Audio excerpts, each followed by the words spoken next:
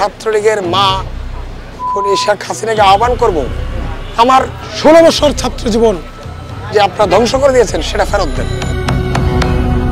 এটা জাহান্নাম। আমার জীবনটা পুরো তছনছ হয়ে গেছে। ভিতরের যে কষ্ট সেটা তো আসলে বলে বোঝানো যাবে না।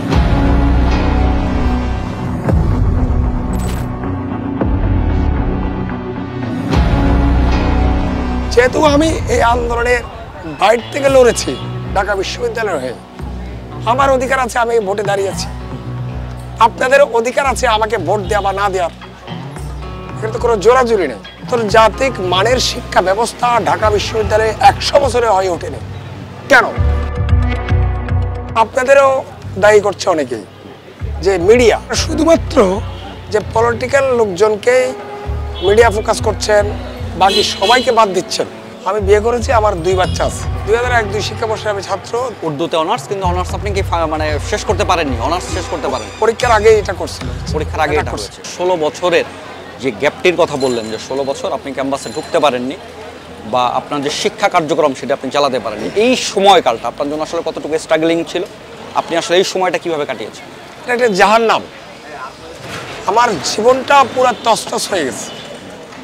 একজন শিক্ষার্থী যখন সে সার্টিফিকেটহীন বাড়িতে যায়, সে কি কিছু করতে পারে? সে কোনো জব অ্যাপ্লিকেশন করতে পারে? পারে না। সে বিসিএস পরীক্ষা দিতে পারে না, কিছুই পারে না। তখন তার কি অবস্থা হয় যে ভাগ্যিস যে আমার পরিবার একটা ব্যবসায়িক পরিবার, হ্যাঁ, চট্টগ্রামের মোটামুটি আমাদের পরিবার প্রতিষ্ঠিত পরিবার, ঠিক আছে। তো ফলে আমি এটা ট্যাকেল দিতে পেরেছি, ঠিক আছে। কিন্তু ভিতরের যে কষ্ট সেটা তো আসলে বলে বোঝানো যাবে না। আমি ছাত্রলীগকে এবং ছাত্রলীগের মা খুনি শেখ হাসিনাকে আহ্বান করব, আমার 16 বছর ছাত্র জীবন যে আপনারা ধ্বংস করে দিয়েছেন সেটা ফেরত দেন। পারবে কেউ ফেরত দিতে পারবে? ঠিক আছে। তো এই কথার মধ্য দিয়ে আমি এটা বোঝাতে চাই, একজন শিক্ষার্থী সে যথাসময়ে বের হতে চায়, যদি কেউ বের হতে না দেয় তার শাস্তি হওয়া উচিত না? তার অবশ্যই শাস্তি হওয়া উচিত। আর ঢাকা বিশ্ববিদ্যালয় সহ সকল বিশ্ববিদ্যালয়ে খুনাখুনি, সন্ত্রাস যে রাজত্ব কায়েম করা হয়েছিল, আগে হয়েছে, এই বিগত 16 বছর হয়েছে, এইখান থেকে আসলে আমাদের ছাত্রছাত্রীদেরকে যে কোনোভাবে বের করে আনতে হবে।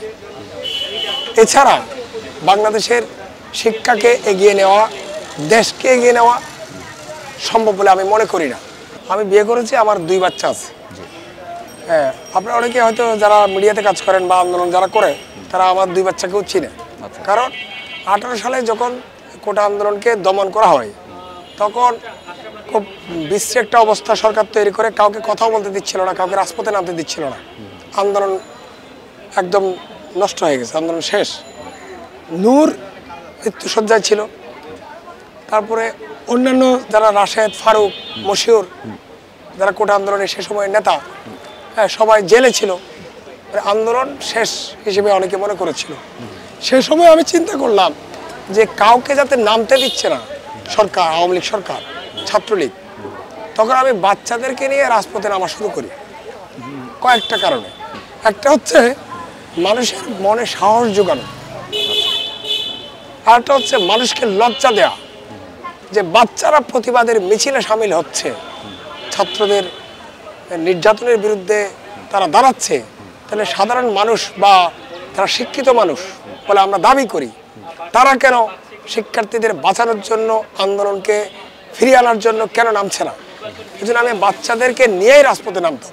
যারা জুলাই আন্দোলনের নেতৃত্ব দিয়েছে, সরাসরি নেতৃত্ব দিয়েছে, কিছু নিজের জীবনকে বাজি রেখে স্বৈরাচারের বিরুদ্ধে সংগ্রামের গণঅভ্যুত্থানের নেতৃত্ব দিয়েছে, তাদেরকে ভোট দেন, ঠিক আছে। সেক্ষেত্রে যদি আমাকে নাও দেন, ঠিক আছে, আমার কোনো আপত্তি নাই, আমি তো তাদেরকে ভোট দেব। আমার একটা ভোট আছে না? তাহলে প্যানেলের কত প্যানেল দাঁড়িয়েছে, অনেক স্বতন্ত্র দাঁড়িয়েছে, তো আমার ভোট আমি অন্যদেরকে প্রয়োগ করব না? হ্যাঁ, অবশ্যই করব। এবং জুলাইয়ের নেতৃত্ব দানকারীদের করব, যারা ছাত্রলীগ করেছে 16 বছর, ছাত্রলীগ করে ছাত্রদের নির্যাতন করেছে 16 বছর, 5ই আগস্টের পরে যারা এই গুপ্ত শিবির হিসেবে সামনে আসছে, একসময় ছাত্রলীগ করছে, এখন শিবির করছে, শিবিরে এই জুলাই বিপ্লবী বনে গেছে, তাদেরকে যাতে কেউ ভোট না দেয় সে আহ্বানটা করব। 2001-2 শিক্ষাবর্ষে আমি ছাত্র, 2009 সালে আমাদের ব্যাচের সকলে চলে মানে পরীক্ষা দিয়ে সার্টিফিকেট নিয়ে চলে গেছে। যারা পলিটিক্যাল ছিল, যারা রাজনীতি করতো এবং ছাত্রলীগের কাছে যারা শত্রু হিসেবে বিবেচিত হতো, তাদের মধ্যে বেশ কয়েকজন আমরা ঢাকা বিশ্ববিদ্যালয়ের পরীক্ষা দিয়ে সম্পন্ন করে শেষ করে চলে যেতে পারিনি। আমাদেরকে চলে যেতে হয়েছে কমপ্লিট না করে, আমাদের শিক্ষা কার্যক্রম শেষ না করে আমাদেরকে চলে যেতে হয়েছে। তার মানে আমার পরীক্ষার সময়ে, পরীক্ষার 3 কি 4 দিন আগে আমার পরীক্ষার যে কাগজপত্রগুলো ছিল, যেগুলো আমি রেজিস্টার্ড বিল্ডিং বা টিএসসির ব্যাংকে টাকা জমা দেওয়া, এই প্রসেসে থাকা অবস্থায় ছাত্রলীগ আমাকে টার্গেট করে। ছাত্রলীগের সেক্রেটারি নাজমুল এবং বিশ্ববিদ্যালয়ের সেক্রেটারি ওমর শরীফ, তো ওরা আমাকে টার্গেট করে তাদের নির্দেশে আমাকে অ্যাটাক করে। হ্যাঁ, প্রায় 30-40 জনের একটা ছাত্রলীগের সন্ত্রাসী গ্রুপ আমাকে অ্যাটাক করে।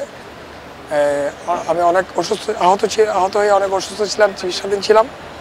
এবং তারা অ্যাটাক করার সময় তারা আমাকে আলটিমেটাম দেয় যে তোমাকে যাতে ঢাকা বিশ্ববিদ্যালয়ে কখনো দেখা না যায়, যদি ঢাকা বিশ্ববিদ্যালয়ে আসো তাহলে তোমাকে মেরে ফেলা হবে। এই প্রেক্ষিতে বিগত 16 বছর আমি ঢাকা বিশ্ববিদ্যালয়ে এসে আমার পরীক্ষা সম্পন্ন করতে পারিনি। তো আপনারা অনেকেই অনেক ধরনের কথা বলছেন, যে না বুঝে বলছেন বা বুঝে বলছেন যে ঢাকা বিশ্ববিদ্যালয়ের একটা নিয়ম আছে, যারা রাজনৈতিক কারণে ঢাকা বিশ্ববিদ্যালয়ের ছাত্র তো শেষ করতে পারেন না, তাদেরকে তার বয়স যতই হোক তাকে তার শিক্ষা জীবন ফেরত দেওয়া হয়। তো এবারও প্রায় শতাধিক ছাত্রকে তার শিক্ষা জীবন ফেরত দেওয়া হয়েছে, শিক্ষার সুযোগ করে দেওয়া হয়েছে। তার মধ্যে আমি একজন। যেহেতু আমি রাজনৈতিকভাবে পরিচিত মুখ, 16 বছরের স্বৈরাচার বিরোধী আন্দোলনে আমার উপস্থিতি ছিল মাঠে, সব সময় ঢাকা বিশ্ববিদ্যালয়ের শিক্ষার্থীদের পাশে ছিলাম। যখন এই শিক্ষার্থীদের উপর হামলা হয়েছে, যখন এই ছাত্র অধিকারের পরিষদের কোটা আন্দোলন যখন শুরু হয় 18 সালে কোটা আন্দোলন থেকে শুরু করে 24 সাল পর্যন্ত যতবার ছাত্ররা ছাত্রলীগের কাছে নিগৃহীত হয়েছে, অত্যাচারিত হয়েছে, নিপীড়িত হয়েছে, নির্যাতিত হয়েছে, মামলার শিকার হয়েছে, হামলার শিকার হয়েছে, ততবারই আমি দাঁড়িয়েছি। আমি তো ঢাকা বিশ্ববিদ্যালয়ের ছাত্র, আমি তো এটা বুঝি যে একজন ছাত্র যে সে সন্ত্রাসের শিকার হলে কি হতে পারে, ঠিক আছে। এবং স্বৈরাচার বিরোধী সকল আন্দোলনে আমার উপস্থিতি ছিল একদম সরব ভূমিকা। সেহেতু আমাকে নিয়ে হয়তো অনেকেই বলছেন এত বছর বয়সে আসছেন কেন, হ্যান ত্যান। ইচ্ছে করে কেউ আসে না। ছাত্রলীগ যে আমার 16 বছর জীবন কেড়ে নিয়েছে, শিক্ষা জীবন কেড়ে নিয়েছে, সেটাকে তো প্রশ্ন করতে পারে না, তা তো কেউ করে না, ঠিক আছে। আমার যে 16 বছর যে সোনালী অতীত আমার ধ্বংস হয়ে গেছে, শিক্ষা জীবন ধ্বংস হয়ে গেছে।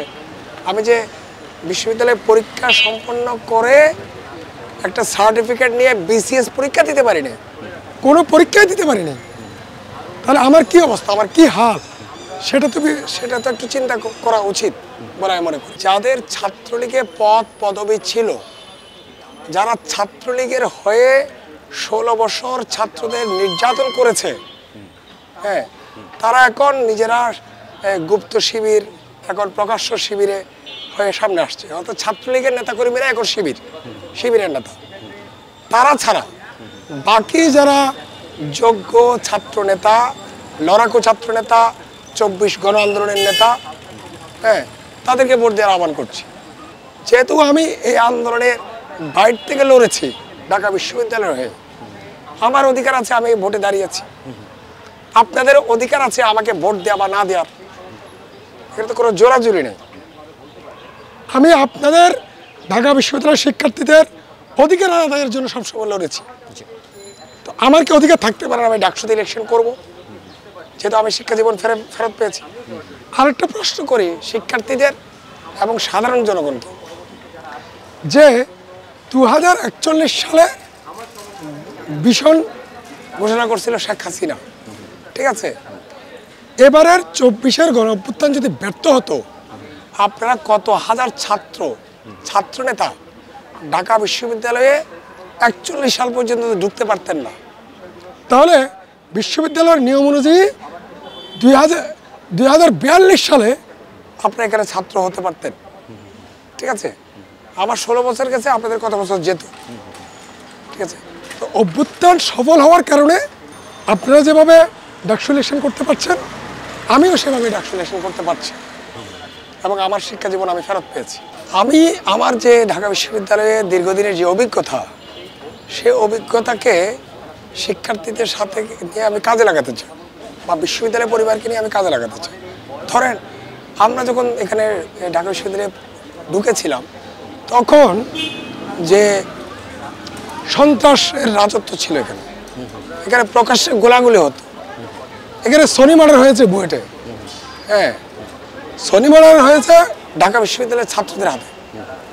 ঠিক আছে, এখানে হুমায়ুন আজাদ, শিক্ষক হুমায়ুন আজাদ হত্যাকাণ্ডের অপচেষ্টা হয়েছে, এখানে শামসুন্নাহর হলের আন্দোলন হয়েছে, এরকম নানা যে আন্দোলন সংগ্রামগুলো হয়েছে, এই বিষয়গুলোর আমার অভিজ্ঞতা আছে। এখানে নোংরা রাজনীতি, ছাত্র রাজনীতির নামে যে নোংরা অপরাজনীতি, সেখান থেকে বের হওয়ার কি পথ আছে, কি পদ্ধতি অনুসরণ করা যায়, কোন কৌশলে যে লেজুর ভিত্তিক ছাত্র রাজনীতি, সন্ত্রাস প্রবণ ছাত্র রাজনীতি থেকে বের হওয়া যায়, হ্যাঁ সেই অভিজ্ঞতাকে আমি কাজে লাগাতে পারবো বলে আমি মনে করি। আর মূল যে বিষয়টা, যে ঢাকা বিশ্ববিদ্যালয়ে 100 বছরের উপর পার করছে এর বয়স। আপনি চিন্তা করে দেখেন কিনা যে ঢাকা বিশ্ববিদ্যালয়ের শিক্ষার র্যাঙ্কিংয়ে কত নম্বরে আছে, যে আন্তর্জাতিক মানের শিক্ষা ব্যবস্থা ঢাকা বিশ্ববিদ্যালয়ে 100 বছরে হয়ে ওঠেনি কেন?